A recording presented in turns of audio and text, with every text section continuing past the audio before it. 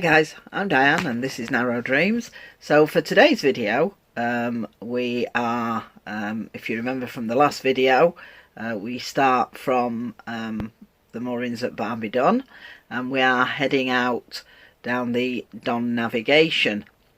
So we'll be going through Doncaster, Sprott, Conisbrough, and finally ending up at Mexborough.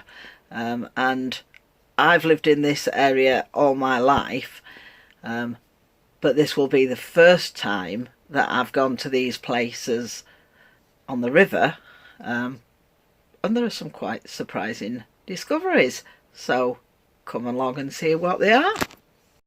So this is where we left off last time. This is Barbie Don, and we're heading for Long Sandal.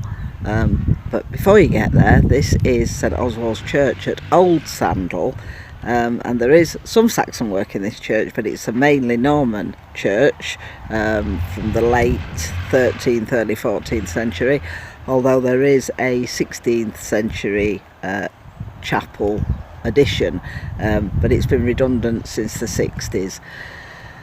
So this is now just past the church, and the building that you can see on the left hand side and the pipe bridge belong to a firm called Pilkington Glass, that's now gone out of business, but my father worked there for over 40 years, starting at the age of 14 as a lodge boy. He used to have to go and knock on people's doors to wake them up if they were late for work.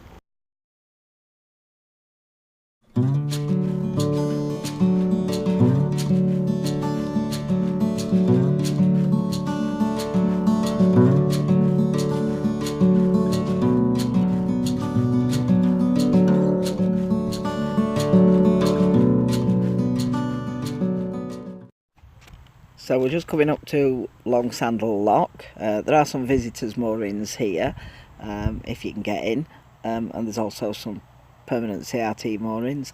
It's quite a big lock, this one. They all are on this section of the Don navigation. It's 198 foot long and 20 foot wide, and it takes boats with a draft of over 8 foot, so decent size.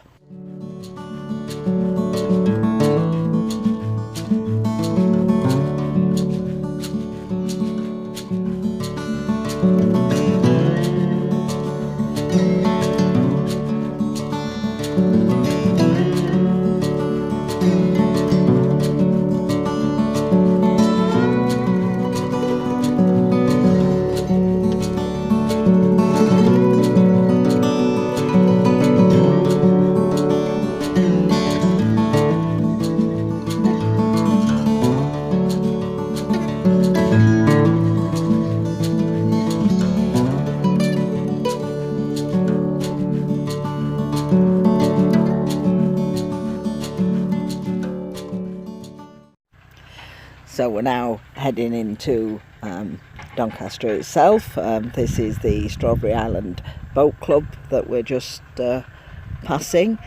Lots of lovely boats moored up there. And this is Doncaster College in the foreground, and that is St George's Church, now Doncaster Minster, apparently. Best seen from the river, I think. This is it says Canal Warehouse, or Canal Depot, but I can't really find much out about it. Interesting old building. And this is coming into Doncaster Lock.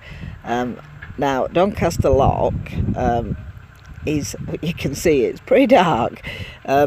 You're actually under two railway and a road bridge, and the railway bridges, there are trains going over every few minutes right above your head, so it's quite an interesting experience really, but it does feel very safe there because it's all fenced in, only accessible from the river itself.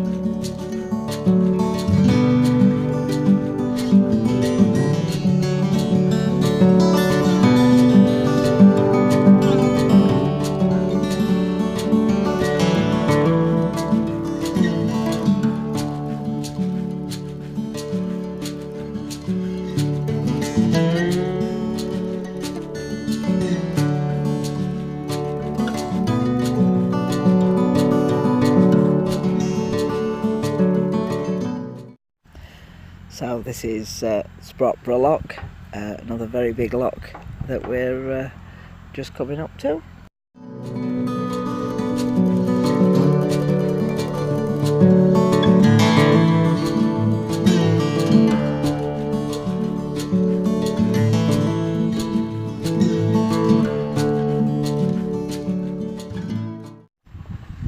Just as you come out of the lock at Sprott, this boat's moored there. It's the Wire Lady.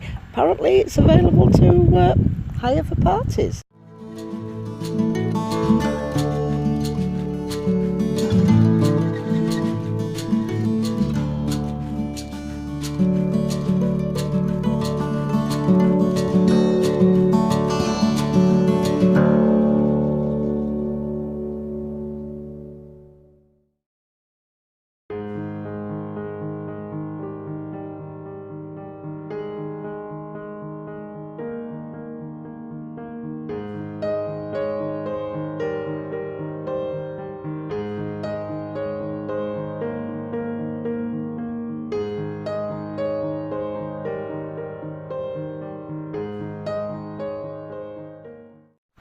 So you may be wondering why I called this episode Castles in the Sky, and although I know this is not a castle, it's very, to me it's as impressive. It's a very majestic viaduct. It's the Conisbrough Viaduct, and it was built in the early 20th century to actually serve a coalfield. I mean, it did have a sort of minimal passenger service on it, but it was to serve a coalfield.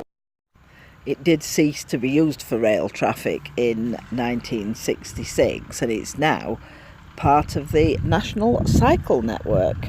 Apparently, I'm not sure I would fancy being up there on a bike, but there you go.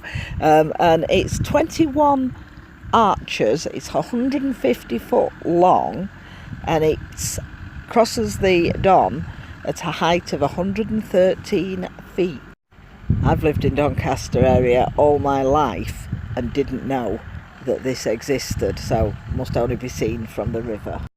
The next castle in the sky is an actual castle. It's Conisbrough Castle, built in the 12th century. It's been partially restored and is now managed by English Heritage. Apparently it inspired Walter Scott's Ivanhoe, and it was the home of Lord and Lady de Warenne.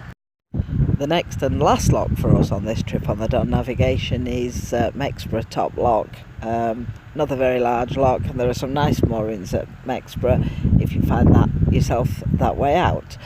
So I hope you've enjoyed watching this video. If you have, please give it a thumbs up. Please do subscribe. It does make such a difference.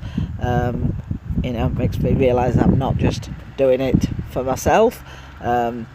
Thank you ever so much for watching, and I'll see you next time.